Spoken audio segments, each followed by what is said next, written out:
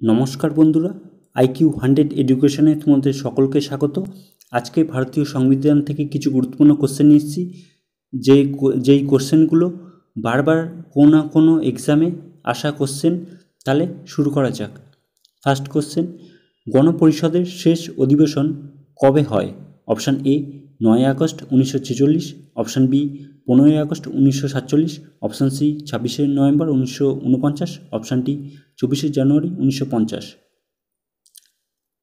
যদি গণপরিষদের কথা বলি তাহলে ক্যাবিনেট মিশন প্ল্যান অনুযায়ী এটি গঠন করা হয়। আর এই গণপরিষদের প্রথম মিটিং হয়েছিল 9/12/1946 সালে। 9/12/1946 সালে এটি প্রথম মিটিং হয়, আর এটা হয়েছিল দিল্লিতে হয়েছিল। আর শেষ অধিবেশন হয়েছিল অপশান ডি 24 জানুয়ারি 1950। 24 জানুয়ারি 1950 সালে গণপরিষদের শেষ অধিবেশন হয়েছিল। ভারতীয় সংবিধানের কোন অংশে মৌলিক অধিকারগুলি বর্ণিত আছে? অপশান এ প্রথম অংশে, অপশান বি দ্বিতীয় অংশে, অপশান সি তৃতীয় অংশে, অপশান ডি চতুর্থ অংশে। তাহলে অ্যান্সার কী হবে?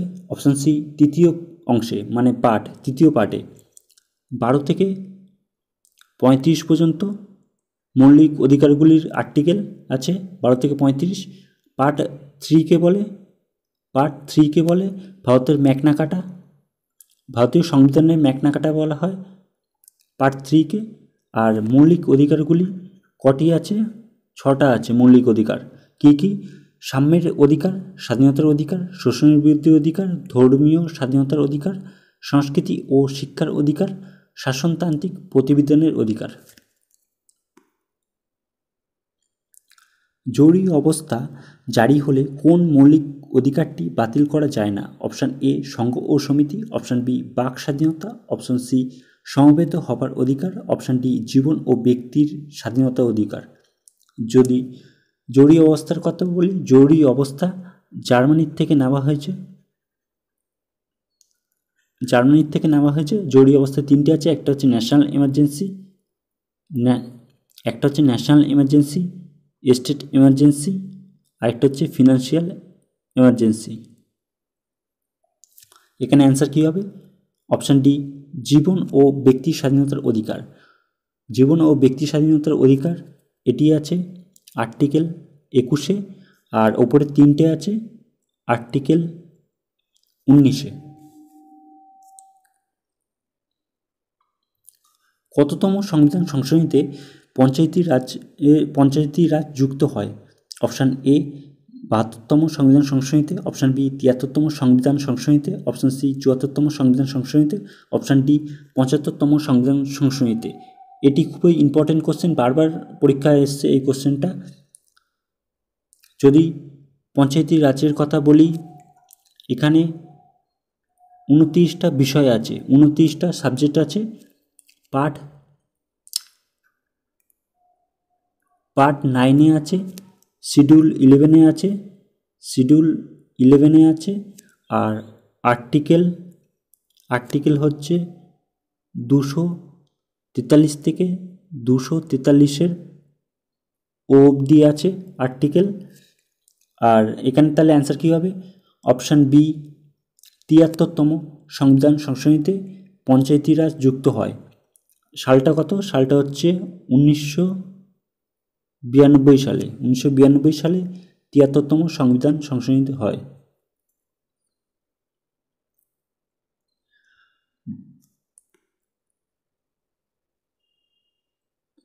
ভারতীয় সংবিধানে কত সালে মৌলিক কর্তব্যগুলি অন্তর্ভুক্ত হয়? Option A 1976, option B 1978, option C 1992, option D 2002। তাহলে এখানে অ্যান্সার কী হবে? Option A 1976। 1976 সালে মৌলিক কর্তব্য যুক্ত করা হয়। কততম সংবিধান সংশোধনীতে? এটা হচ্ছে 42তম সংবিধান সংশোধনীতে মৌলিক কর্তব্যগুলি যুক্ত করা হয়।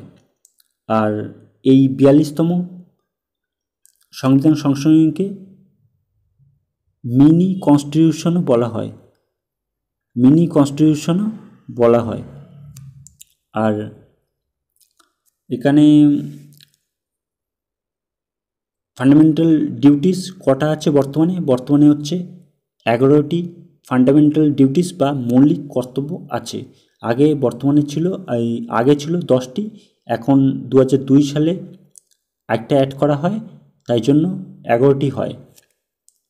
আর যদি ফান্ডামেন্টাল রাইট, এই ফান্ডামেন্টাল ডিউটিস এটা কোন কমিটির সুপারিশে অন্তর্ভুক্ত করা হয়? এটা হচ্ছে শরণ সিং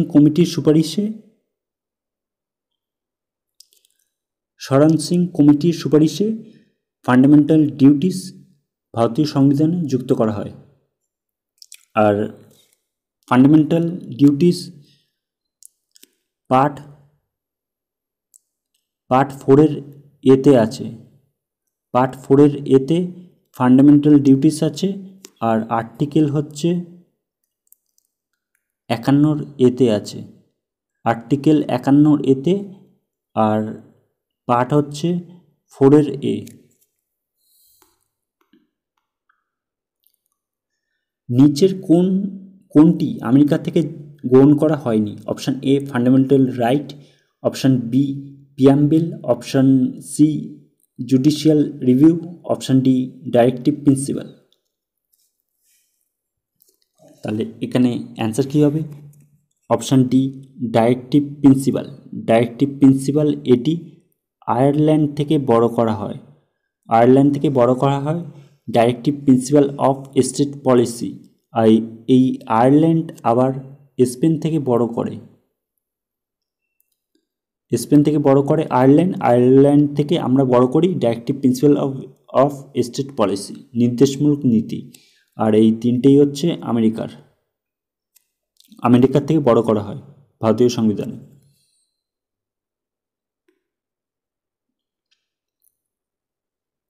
কততম সংবিধান সংশোধনীতে সম্পত্তির অধিকার মৌলিক অধিকার থেকে বাদ দেওয়া হয়? অপশান এ 42তম সংবিধান সংশোধনীতে, option B 43, option C 44, option D 45। তাহলে এখানে অ্যান্সার কী হবে? অপশান সি 44তম সংবিধান সংশোধনীতে সম্পত্তির অধিকার মৌলিক অধিকার থেকে বাদ দেওয়া হয়। এখন এটা লিগ্যাল রাইটের মধ্যে পড়ে, আর আর্টিকেল হচ্ছে 300 এতে আছে, আর্টিকেল 300 এতে এই সম্পত্তির অধিকার আছে। আর ফান্ডামেন্টাল রাইটে যখন সম্পত্তির অধিকার ছিল তখন সেই আর্টিকেল ছিল আর্টিকেল 31-এ, আর 19-1 এফে ছিল সম্পত্তির অধিকার। আর্টিকেল 31 আর আর্টিকেল 19-1 সাবসেকশন এফে ছিল সম্পত্তির অধিকার। আর এই 44তম সংবিধান সংশোধনী এটি 1978-এ এটি অ্যামেন্ডমেন্ট হয়, 1978 44তম সংবিধান সংশোধনী। শিক্ষার বিষয়টি কোন তালিকার অন্তর্ভুক্ত? অপশান এ কেন্দ্রীয় তালিকা, অপশান বি রাজ্য তালিকা, অপশান সি যুগ্ম তালিকা, অপশান ডি কোনোটিই নয়।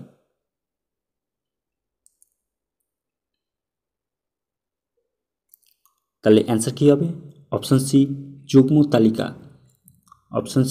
তালিকা। এখানে যুগ্ম তালিকার কিছু গুরুত্বপূর্ণ বিষয় হচ্ছে, প্রথমত হচ্ছে শিক্ষা হচ্ছে যুগ্ম তালিকায়। আচ্ছা, প্রথমে বলে দিই, কেন্দ্রীয় তালিকার মধ্যে কিছু আইন আছে, সেইগুলো কেন্দ্রীয় সরকার সেটা আইন তৈরি করে। আর কিছু বিষয় হচ্ছে রাজ্যের মধ্যে আছে, সেটা হচ্ছে রাজ্য তালিকা, মানে রাজ্য আইন বানাবে।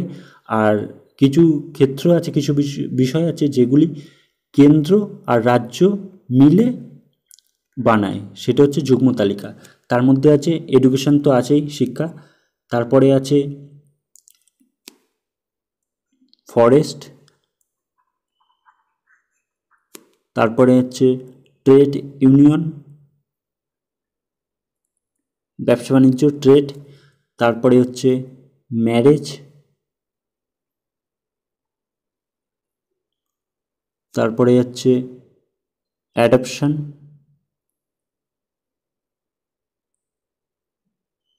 এইগুলো হচ্ছে কনকার্ন লিস্ট বা যুগ্ম তালিকার মধ্যে অন্তর্ভুক্ত।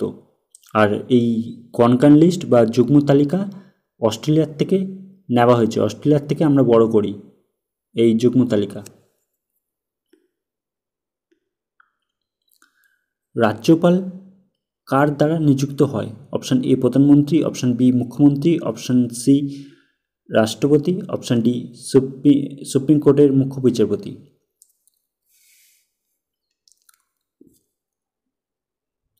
তাহলে অ্যান্সার কী হবে?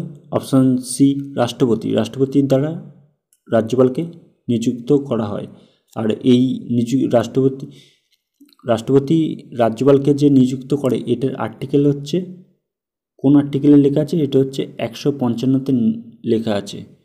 আর রাজ্যপাল হবার ন্যূনতম বয়স বা মিনিমাম এজ হচ্ছে 35 বছর। রাজ্যপাল আর রাষ্ট্রপতি দুজনেরই হওয়া মিনিমাম এজ হচ্ছে 35 বছর। কত সালে প্রথম সংবিধান সংশোধন হয়? Option A 1947, option B 1949, option C 1950, option D 1951। তাহলে অ্যান্সার কী হবে? Option D 1951। 1951 সালে প্রথম সংবিধান সংশোধন হয়। এটি হয়েছিল ল্যান্ড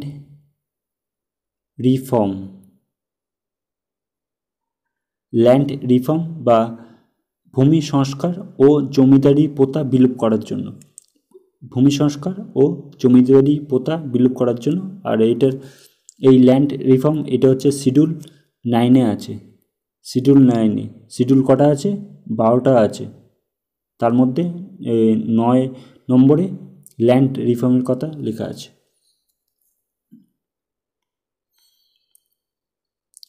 মূল সংবিধানের কটি ভাষার উল্লেখ ছিল? Option A 22, option B 14, option C 20, option D 15। তাহলে অ্যান্সার কী হবে? Option B 14। এখন বর্তমানে আছে 22টি ভাষা, বর্তমানে 22টি ভাষা আছে। আর যদি ভাষার কথা কোন তালিকায়, এই কোন শিডিউলে লেখা আছে যদি বলে, শিডিউল মানে তফসিল, সেখানে হচ্ছে 8 নম্বর শিডিউলে ল্যাঙ্গুয়েজের কথা উল্লেখ আছে। শিডিউল হচ্ছে 12টা, তার মধ্যে হচ্ছে 8 নম্বরে আছে। আর্থিক জরুরি অবস্থার কথা কোন ধারাতে আছে? Option A 352, option B 356, option C 358, option D 360। তাহলে অ্যান্সার কী হবে? Option D 360। 352-তে হচ্ছে ন্যাশনাল এমার্জেন্সি, 356-তে হচ্ছে স্টেট এমার্জেন্সি, আর 360-এ তো আর ফিনান্সিয়াল এমার্জেন্সি। 352 ন্যাশনাল এমার্জেন্সি, এটি এখনও পর্যন্ত 3বার লাগু করা হয়। 3বার। কত সালে? 1962 সালে, 1971 সালে, 1975 সালে। 1962 সালে ইন্ডিয়া চায়না যুদ্ধ, 1971 সালে ইন্ডিয়া পাকিস্তান, আর 1975-এ অভ্যন্তরীণ গণ্ডগোলের জন্য।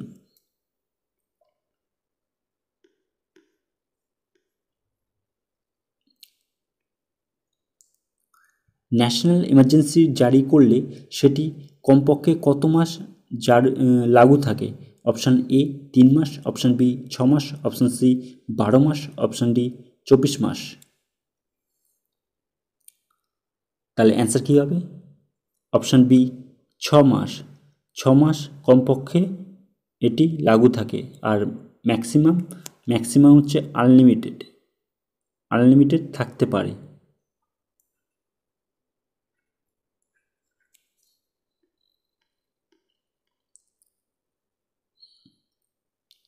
গণপরিষদের খসড়া কমিটির সভাপতি কে ছিলেন? Option A Rajendra Prasad, option B Jawaharlal Nehru, option C Vallabhbhai Patel, option D B R Ambedkar.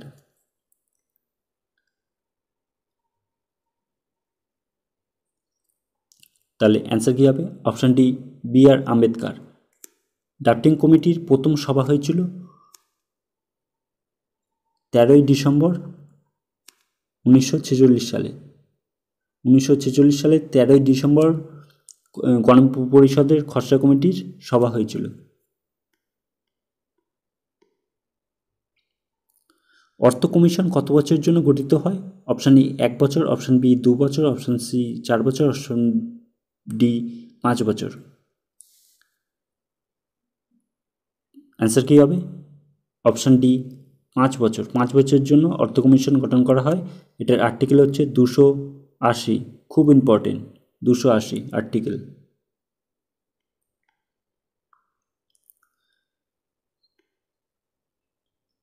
কত নম্বর ধারা অনুযায়ী রাষ্ট্রপতির ক্ষমতা আছে মৃত্যুদণ্ডে দণ্ডিত ব্যক্তিকে ক্ষমা করতে পারেন? অপশান এ 58, অপশান বি 61তম ধারা, অপশান সি 70তম ধারা, অপশান ডি 72তম ধারা।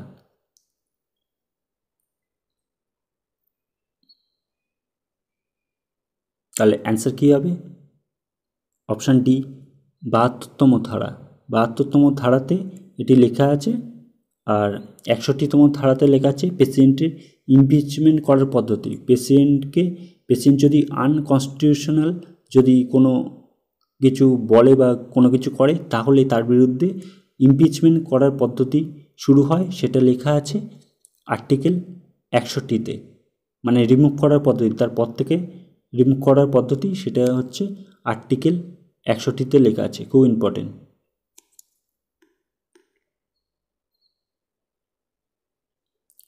কোন ধারাতে লেখা আছে বন ও বন্য প্রাণী সুরক্ষার কথা? Option A 48, option B 44, option C 46, option D 49। তাহলে অ্যান্সার কী হবে? Option A 48। অ্যাকচুয়ালি এটা 48-এর এতে লেখা আছে। আর এই 48 এটি হচ্ছে নির্দেশমূলক নীতি বা ডাইরেক্টিভ প্রিন্সিপাল অফ স্টেট পলিসির মধ্যে আছে। এটির আর্টিকেল হচ্ছে ডাইরেক্টিভ প্রিন্সিপাল অফ স্টেট পলিসির আর্টিকেল কত থেকে কতর মধ্যে আছে? 36 থেকে 51 পর্যন্ত আছে। 36 থেকে 51। সোশ্যালিস্ট এবং সেকুলার কথা দুটি কোন সংশোধনীতে যুক্ত করা হয়? Option A 42, option B 44, option C 73, option D 74।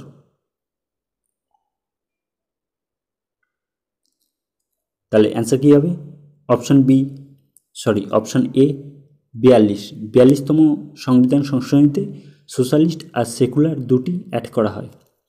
42তম সংবিধানকে বলা হয় মিনি কনস্টিটিউশন।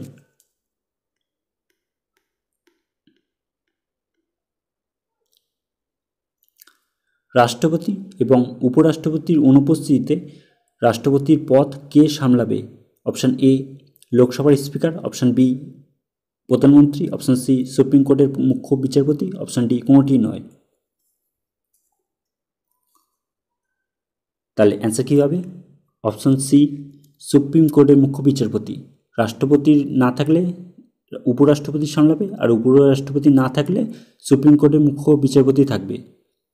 আর যদি সুপ্রিম কোর্টের মুখ্য বিচারপতিও না থাকে, তাহলে তার পদ সামলাবে সিনিয়র যে মোস্ট জাজ আছে, সে সিনিয়র মোস্ট। আর সুপ্রিম কোর্টের মুখ্য বিচারপতি এটি হয়েছিল মানে পুরো ইতিহাসের মধ্যে একবারই এমনি ঘটনা হয়েছিল, সেটা হচ্ছে 1969 হয়েছিল।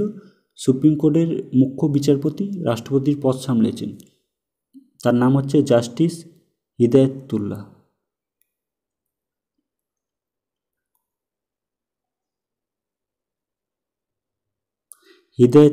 জাস্টিস হিদায়াতুল্লাহ প্রেসিডেন্টের পদ সামলেছিলেন। তিনি ছিলেন সুপ্রিম কোর্টের মুখ্য বিচারপতি, চিফ জাস্টিস অফ ইন্ডিয়া। কোন কমিটি ক্যাগের রিপোর্ট পরীক্ষা করে? Option A committee of estimate, option B public accounts committee, option C joint select committee, option D rules committee. ক্যাগের পুরো কথা হচ্ছে কন্ট্রোলার অ্যান্ড অডিটর জেনারেল। তাহলে অ্যান্সার কী হবে? Option B, public accounts committee. Public accounts কমিটিতে total 22 জন member থাকে, তার মধ্যে হচ্ছে লোকসভার থেকে হচ্ছে 15 জন, রাজ্যসভার থেকে হচ্ছে 7 জন, টোটাল 22 জন। পিএসি মানে পাবলিক অ্যাকাউন্টস কমিটির চেয়ারপারসন হয় বিরোধী দলের থেকে পাবলিক অ্যাকাউন্টস কমিটির চেয়ারপারসন হয়। বর্তমানে অধীর রঞ্জন চৌধুরী আছে। অধীর রঞ্জন চৌধুরী পাবলিক অ্যাকাউন্টস কমিটির চেয়ারপারসন আছে। তিনি হচ্ছে ইন্ডিয়ান ন্যাশনাল কংগ্রেসের মেম্বার। মানে এদের কাজ হচ্ছে ক্যাগ যে রিপোর্টটি পেশ করে সেটাকে পরীক্ষা করা, মানে সেখানে কোনো ভুল কিছু হিসাব নিকাশ করেছে কিনা, মানে সেইটার পরীক্ষা করে হচ্ছে এটা, মানে যাতে দুর্নীতি না হয় তার জন্য এটা তৈরি করা হয়েছে। আর এইটা সবথেকে পুরনো সিস্টেম, জুডিশিয়াল সিস্টেম, সেটা হচ্ছে এটা নিয়ে আসা হয়েছিল 1921 সালে। 1921 সালে এই সিস্টেমটা নিয়ে আসা হয়েছিল। ভিডিওটি কেমন লাগলো তোমরা লাইক কমেন্ট করে জানাবে, আর যদি আমাদের চ্যানেল নতুন দর্শক হয়ে থাকো একটা সাবস্ক্রাইব করে রাখবে। ধন্যবাদ।